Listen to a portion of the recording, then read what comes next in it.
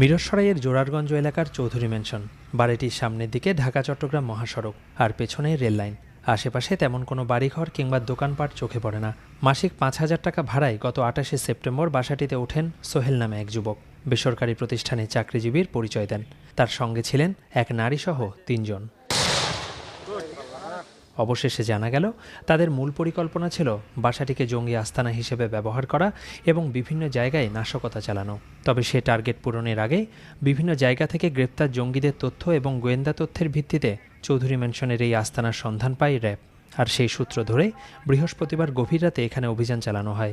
সর্বশেষ প্রায় 4:30টার দিকে যে আপনারা যে বাসাটি দেখতে পাচ্ছেন, যে টিন শেডের যে বাসা, এখানে একটা বড় একটা বিস্ফোরণ হয়। বাড়িতে যারা ছিল তাদের আত্মসমর্পণের জন্য প্রথমে মাইকিং করে র্যাব। তবে শুক্রবার ভোরের পর বাড়িটির ভেতর থেকে আর কোনো সাড়া পাওয়া যাচ্ছিল না।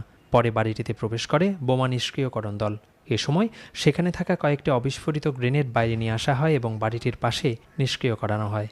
এ সময় বাড়িটি থেকে একটি AK-22 রাইফেল, 3টি পিস্তল এবং বোমা তৈরির সরঞ্জাম উদ্ধার করে র্যাব।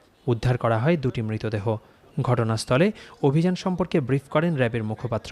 তাদের কিন্তু খুব তাড়াতাড়ি চট্টগ্রামে নাশকতার পরিকল্পনা তারা করছিল, এই তথ্য আমাদের কাছে ছিল। সেক্ষেত্রে তারা বেছে নিয়ে যতদূর আমাদের কাছে যে গোয়েন্দা তথ্য আছে এবং কিছু ডকুমেন্টসও আমরা ওইখান থেকে পেয়েছি যে চট্টগ্রামের যে আদালতে তাদের একটা নাশকতা করার পরিকল্পনা ছিল। অভিযান চলার সময় গোলাগুলির কারণে বৃহস্পতিবার রাত 3:30 থেকে প্রায় ঘণ্টাখানেক ঢাকা চট্টগ্রাম মহাসড়কে যান চলাচল বন্ধ হয়ে যায়।